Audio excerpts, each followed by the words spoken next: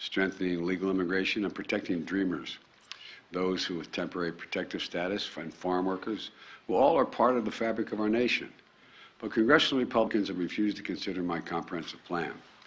And they rejected my recent request for an additional $3.5 billion to secure the border and funds for 2,000 new asylum personnel, another asylum officers and personnel, and 100 new immigration judges, so people don't have to wait years to get their claims adjudicated, which they have a right to make a claim legally. And the failure to pass and fund this comprehensive plan has increased the challenges that we're seeing at our southwest border. No one knows this better than the Vice President. And to truly understand what's happening there, it's important to step back and see the bigger picture here. You know, I know it's hard to see, but because our politics has been so divisive, you know it's getting much better, you've all observed, but it's been so darn divisive that it clouds the picture. I mean, it clouds the picture. But let me explain what I'm going to do and as clearly and plainly as I can. I know it's a complicated issue. I don't want to pretend there's anything easy about it. People come to America for a whole lot of different reasons, to seek new opportunity in what is the strongest economy in the world. Can't blame them wanting to do it. They flee oppression, you know, to the freest nation in the world. They chase their own American dream in the greatest nation in the world. And the story of America is the story of so many of your families, including mine, going back to the mid-1800s from Ireland. Now, there are a number of ways to immigrate to America legally under our existing laws. For example, an American citizen can sponsor an immediate family member from another country. An American company can sponsor an employee from another country. There are visas for students to study in our colleges and other special categories. And regardless of the legal pathway they process them to require everyone be involved in following the law. That's the notion. There are laws to get here legally. That includes another legal way for someone to come to America by seeking asylum because they're fleeing persecution, like a lot of our ancestors did as well. And for many people, that's what's happening at our southwest border now. Over the past several years, thousands of people have been fleeing from Central and South America and the Caribbean countries ruled by oppressive dictators, including Cuba, Nicaragua, Venezuela, and escaping gang violence, which has the same impact, in Haiti. Currently, these 4 countries account for most of the people traveling into Mexico to start a new life by getting to the American border and trying to cross. But instead of safe and orderly process at the border, we have a patchwork system that simply doesn't work as it should. We don't have enough asylum officers or personnel to determine whether people qualify for asylum. There's a standard by which you have to meet. We don't have enough immigration judges, to adjudicate the claims of immigrants. In fact, the previous administration used a rule called Title 42 to deal with the pandemic. To rapidly expel people who crossed the border. It was designed to deal with the pandemic, but it's used as a means to expel people at the border. People turned away under Title 42, and they're not barred from trying to come back. They've been turned away. They go back. They try again. They try again. Well, you know, they can and they do try to re-enter the United States again and again, which makes the problem at the border even worse. And under the United States Supreme Court decision, a case on Title 42 later this year, my administration will make a decision, finally, what to do about Title 42. In the meantime, my administration will continue to use that authority as the Supreme Court has required. And until Congress passes the funds, a comprehensive immigration plan to fix the system completely, my administration is going to work to make things better at the border using the tools that we have available to us now. Today, my administration is taking several steps to stiffen enforcement for those who try to come without a legal right to stay, and to put in place a faster process, I emphasize a faster process, to decide a claim of asylum. Someone says, I'm coming because I'm escaping oppression. Well, there's got to be a way to determine that much quicker for people who are credibly seeking protection from persecution. Secretary of Homeland Security Mayorkas will detail these actions very shortly after I finish at Homeland Security. But here's one significant step we're taking. Over the summer, we saw a huge spike in the number of Venezuelans traveling through Mexico and attempting to enter the United States without going through our legal processes. We responded by using and ensuring that there are two safe and lawful ways for someone leaving the country to come to America. That was one of the reasons you were proposing. First, if they're seeking asylum, they can use an app on their cell phone called CBP1, O-N-E, CBP1, O-N-E. That's to spell it out, not the number one.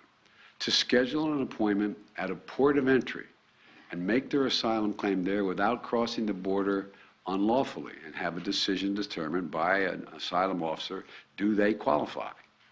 Second, in October, we worked with the Mexican government to launch a new parole program. There's another program called, you all know it, but the public may not, called the parole program that immediately showed results by reducing the number of people crossing the border unlawfully. The way this parole program works, one must have a lawful sponsor here in the United States who agrees to sponsor you to get here. Then, that person has to undergo rigorous background checks and apply from outside the United States and not cross the border illegally in the meantime. If they apply and their application is approved, they can use the same app, the CBP1 app, to present at a port of entry and be able to work in the United States legally for 2 years. That's the process. But if their application is denied, or if they attempt to cross into the United States unlawfully, they'll be returned back to Mexico and will not be eligible for this program after that. So it's making the program available. If they apply and they do it properly, fine. If they don't apply and they try to come through, they're not going to have an opportunity to deal with the program. This new process is orderly, it's safe, and it's humane. And it works. Since we created the new program, the number of Venezuelans trying to enter America without going through a legal process has dropped dramatically, from about 1,100 per day to less than 250 per day on average. That's several hundred people on average every single day who are not crossing into America illegally. Today I'm announcing that my administration is going to expand the parole program for people not only from Venezuela, but from Cuba, Nicaragua, and Haiti. Again, these four countries, Venezuela, Cuba, Nicaragua, and Haiti, these four countries account for most of the people now traveling into Mexico to try to start a new life by crossing the border into the United States of America on the southwest border. We anticipate this action is going to substantially reduce the number of people attempting to cross our southwest border without going through a legal process. In fact, today, I'm announcing that Mexico has agreed to allow to return up to 30,000 persons per month who try, get caught, and get sent back from those four countries, who are apprehended while attempting to unlawfully cross the border, the southwest border. My message is this: if you're trying to leave Cuba, Nicaragua, or Haiti, or have agreed to begin a journey to America, do not just show up at the border. Stay where you are and apply legally from there. Starting today, if you don't apply through the legal process, you will not be eligible for this new parole program. Let me reiterate. You need a lawful sponsor in the United States of America, number one, and you need to undergo a rigorous background check, number two. If your application is approved and you show up at a U.S. airport or when and where directed,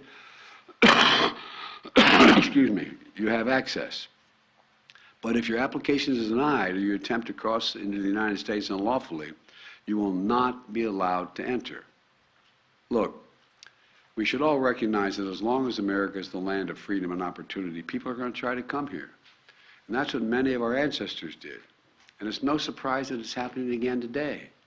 We can't stop people from making the journey, but we can require them to come here, that they come here in an orderly way under U.S. law. And let me say it again. The actions we're announcing today will make things better, but will not fix the border problem completely. There's more that has to be done. I laid that out in the first week I was here. That work will not be done unless and until the Congress enacts and funds a more comprehensive immigration plan that I proposed on day one. Until Congress has acted, I can act where I have legal capacity to do so. Last year, I brought together 20 leaders, many of you were there, and from the Western Hemisphere, heads of state, to stabilize the flow of immigration, to expand pathways to immigration, and to manage the border humanely. The leaders of the hemisphere built on those efforts that I led when I was vice president to expand economic assistance to nations in North Central America, so people here can improve their economic prospects at home instead of having to leave for the United States. Most people would much rather stay in the country they are if they can feed their families, be safe, send their kids to school, and have opportunity. It's not like people, you've heard me say it before, it's not like people are sitting around a table and somewhere in Central America and say, I got a great idea. Let's sell everything we have. Let's give it to a coyote, a smuggler. They'll take us on a harrowing journey for thousands of miles to get to the United States. Then we're going to legally cross the border. They're going to drop us in a desert, and we're faced where we don't speak the language. Won't that be fun? I'm not being facetious. Well, President Harris led this effort to make things better in the countries from which they are leaving. And thanks to her leadership, she's been able to generate more than $3.2 billion from the private sector to create jobs and opportunities in El Salvador, Honduras, and Guatemala. Tell people stay in their own countries, home countries, where it'll be safer and they have some opportunities. We've also set up a joint patrols and law enforcement with Mexico and Guatemala that share real-time information on locations that smugglers are using to convince migrant groups to cross illegally. That's what they're doing. They're out recruiting. They're taking all the savings or anything they have to take them on an incredibly dangerous journey. We embedded our Border Patrol officers with Mexican patrols to detect and raid human smuggling operations. This has been, thus far, there had more than 7,000 arrests of human smugglers in the last 6 months. 7,000. That's not just human smuggling at the border. We're focused on cracking down on drug smuggling, which is a serious and deadly problem, and I made a promise we would try this. My administration has allocated record funding that added hundreds of additional Border Patrol agents and installed new cutting-edge technologies you'll be able to use effectively, like an X-ray machine, detailed to be able to look through these large containers to determine what's in the container and at the border. For example, since August of last year, Custom and Border Patrol have seized more than 20,000 pounds of deadly fentanyl. That's enough to kill as many as 1,000 people in this country. 20,000 pounds of fentanyl. It's a killer. It's a flat killer. And next week I'm going to travel to Mexico, where I'm going to meet with President López Obrador. We have a big agenda that ranges from the climate crisis to economic development and other issues. But one important part of that agenda is strengthening our border between our nations. And I will visit the border myself this Sunday in El Paso to assess border enforcement operations, meet with the local officials and community leaders and the folks at the border sending me what they need that they don't have, and make it public what they conclude they need they don't have, to try to convince my Republican colleagues they should do something. And I know that migration is putting a real strain on the borders and on border communities. They can't do anything but that. We're going to get these communities more support. I want to thank all the nonprofits, the faith groups, the community leaders, and other volunteers who will make sure that vulnerable immigrants have what they need to survive, whether it's food, warm clothing, shelter, medical care, right after their arrival. These religious and civic groups represent our nation's generosity, the best of our country. And they really do. They really do. And they're a powerful rebuke to the hostility and even the hate which many people face when they arrive here legally. So let me close with this. Our problems at the border didn't arise overnight and they're not going to be solved overnight. It's a difficult problem. It's clear that immigration is a political issue that extreme Republicans are always going to run on. But now they have a choice. They can keep using immigration to try to score political points, or they can help solve the problem. They can help solve the problem and come together to fix the broken system. Before Congress adjourned for the holidays, some Democrats and Republicans, a few of them, got together, both sides up in the Senate, and decided they were going to put together a comprehensive plan on immigration. But the Republican leadership and other Republicans, I don't know who did it, rebuked it and rejected it out of hand. It broke up. Just like they rejected my plan 2 years ago. Just like they rejected my recent request for an additional $3.5 billion to secure and manage the border with more holding facilities, better transportation, additional funding for 2,000 new asylum officers and personnel, 100 new immigration judges to more rapidly adjudicate for people when they come here, and how much, and so much more. Think about it. I mean, if this were something, if we had to have 100 more immigration officers to see to it that we're able to import something we needed very badly, it wouldn't take very much time to get it, would it? It'd be real done. Or conversely, if there are criminal gangs coming into the nation, or but when it comes to immigration, it seems like it's a better issue for them than trying to solve it. Look, we need more resources to secure the border. Yet again, extreme Republicans have said no. Many Republicans agree we should do something. But it's time to stop listening to their inflammatory talk. It's time to look at their record. As I've always done when I'll sit down with anyone who in good faith wants to fix our broken immigration system. And it's hard. It's hard on the best of circumstances. But if the most extreme Republicans continue to demagogue this issue and reject solutions, I'm left with only one choice: to act on my own, do as much as I can on my own to try to change the atmosphere. Immigration reform used to be a bipartisan issue. We can make it that way again. It's not only the right thing to do, it's economically a smart thing to do. That's why immigration reform is supported by everyone. Think of this now. I want to remind the public. Immigration reform is supported by the American labor movement, unions. It's supported by religious leaders. It's supported by the U.S. Chamber of Commerce. We can secure our border, fix the immigration system to be orderly, fair, safe, and humane. We can do all this while keeping lit the torch of liberty that has led generations of immigrations to America. Many of our forebears, many of yours. We can do this by remembering who we are. You've heard me say this a million times. We're the United States of America. The idea this is beyond our capacity, I just don't buy. We can do anything if we do it together. And you've heard me say it also many times. God bless you all. May God protect our troops. I'm going to stop here, and in a few minutes, literally a few minutes, Secretary Mayorkas and I have been coordinating. He's going to be speaking in much greater detail, and we'll take questions at the Department of Homeland Security headquarters. So I want to thank you for your time, and this is going to be this is a hard one to deal with, but we have to deal with it. I mean, it's who we are.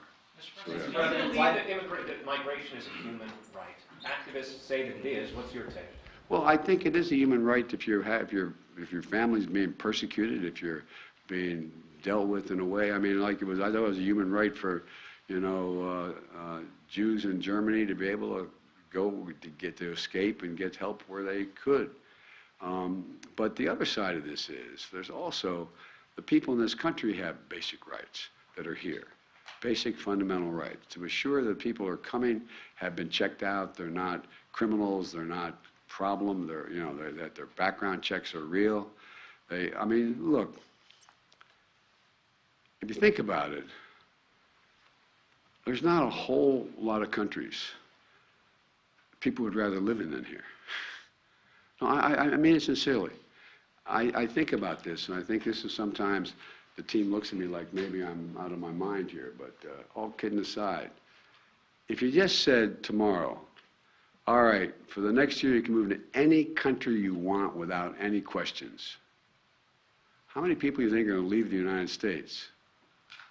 And I can name many of the 140-some countries I've been to. There's more than that. I think a lot would be willing to leave and come here. So there's a rationale. There has to be an orderly process and a rationale to it. But it is, and there's other ways we can deal with this, as I said. You may remember, I don't think you're old enough to have been doing it when I was doing it as a senator, when I came up with a proposal to have billions of dollars of funding for the Central America to keep people where they are. Remember, we were putting, and it was very, very precise. For example, if the country was in economic difficulty, and most of them are because of climate and other things, and we say, okay, well, they have a problem. Well, guess what? They don't have lighting in their town squares. They can't assure the safety of people walking the streets. Well, if their leader asked for money, we made them sign a proposal that they're going to do lighting in the town squares, what they're going to do, exactly what they're going to do. We checked it out, we put it in, and it began to work. Or hospitals. We have hospitals that don't function because they don't have the following. Well, one of the reasons people will stay is if you've improved the hospital. We were doing that. And the thing that I'm so presumptuous to say proud of, but proud of the Vice President, she went beyond the United States and contributors to try to get the rest of the world to say, look, this makes sense. And she got commitments of 3.5, is it? $3.2 billion. And so there's a lot to be done. And think about it, even back in days when